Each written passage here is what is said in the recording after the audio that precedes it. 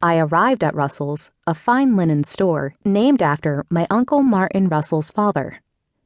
I barely noted the small handwritten closed sign propped in the window. I ignored it, knowing I would always be welcome. Besides, I refused to remain soaked and shivering outside. I thrust open the door with a quick laugh, shaking my head from side to side to rid myself of the raindrops gathered in my hair, only to have the laughter end in a gasp as I tripped over the door jamb. My misstep caused me to barrel into a ladder standing akimbo next to the entrance. I nearly fell to the floor, but instead rammed my right side into the wall. Wincing in pain, I glared around the room to determine why such an obstruction had been positioned here. I panicked as I saw the ladder, now swaying, had a large man near the top holding on with a death grip. I froze, and then reacted to his precarious situation by lunging for the ladder. Instead of stabilizing it, the force of my movement and another small stumble caused the ladder to overbalance. I watched the man's torturously slow fall to the floor, knowing the panic I saw in his eyes was mirrored in my own. He fell backward, landing with a loud thud on the wooden floor. Although his descent seemed slow, it took only a few moments. Unfortunately, the ladder skidded to the man's side, and its downward momentum pulled me with it, as I did not have enough sense to let go. I landed half on, half off the man, causing him to grunt. His arms reached up around me, holding me protectively. "Are you hurt, ma'am?" he whispered. "No," I gasped, shocked to be in such a situation. I stared down at his closed eyes, aghast. The reality of my position, half prone on an unknown man, made me flush.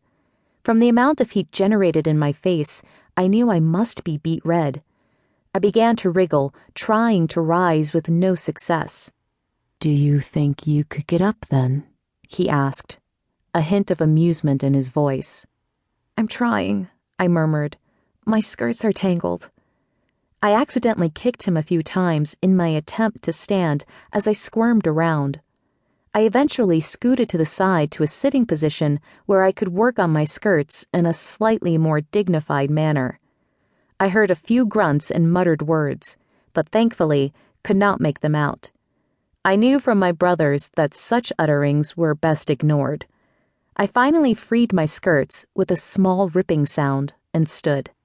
I frowned, trying to determine how badly I had damaged my skirt, but I quickly became focused on the prone man. "For the love of God, woman, couldn't you read the closed sign?" asked the stranger. He wrinkled his brow, watching me through barely opened eyes. The amusement I had detected seemed to have disappeared. I continued to study him, wondering who he was. I knew most people at Uncle's store, but this man was unknown to me. "Are you always such a menace?" he asked, letting out a long sigh and closing his eyes again. I took a moment to appraise him. He had a straight patrician nose, and his mouth was full, though turned down in a scowl.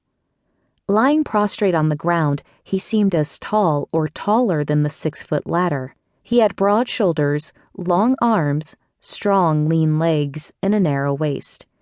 It appeared that the ready-made clothes he wore did not quite fit, as his shirt sleeve ended partway up his forearm, and his pants showed his boot-covered ankles. I smiled, enjoying my silent perusal of him. "Do you find me amusing, miss?" he asked. I realized he had cracked open his eyes and had caught me staring at him. "Oh, I do beg your pardon," I said, feeling the inadequacy of my words. "I am sorry. I tripped when I came in the store and—" I broke off, making a circular motion with my hands to try to explain what had happened.